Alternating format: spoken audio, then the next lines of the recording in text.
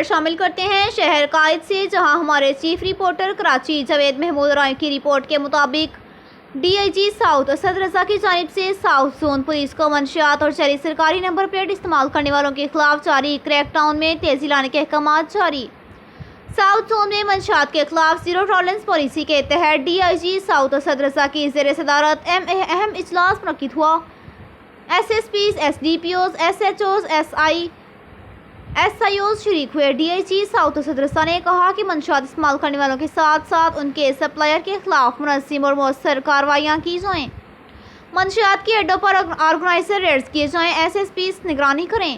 D I G south Asad Raza نے کہا ہے کہ ایس ایچ اوز 18 گھنٹے روڈ پر گزاریں، اسپیشل ٹیمیں بنائیں، جن گینگز کو ختم کیا گیا ان کی سرگرمیوں پر کڑی نظر رکھی جائے۔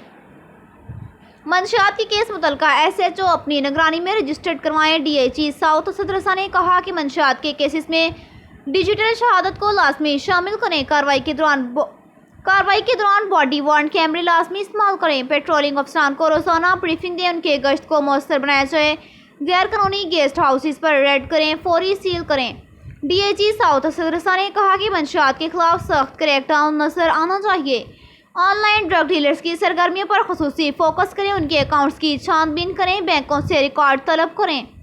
D I G south Asad Raza نے کہا ہے کہ پاک کالونی اور جہان آباد میں منشیات کے اڈوں پر کی جانے والی کارروائیوں کی تفصیلات ڈی آئی جی ساؤتھ کو بتائی گئیں۔ منشیات سے پاک کیے گئے علاقوں میں مستقل چیک پوسٹیں قائم کی جائیں تاکہ جرائم پیشہ عناصر دوبارہ فعال نہ ہو سکے۔ D I G south Asad Raza نے مزید کہا کہ ایس ایچ اوز کی کارکردگی روزانہ کی بنیاد پر مانیٹرنگ کی جائے گی، پرفارمنس نہ دکھانے والے افسران کے خلاف سخت ایکشن لیا جائے گا۔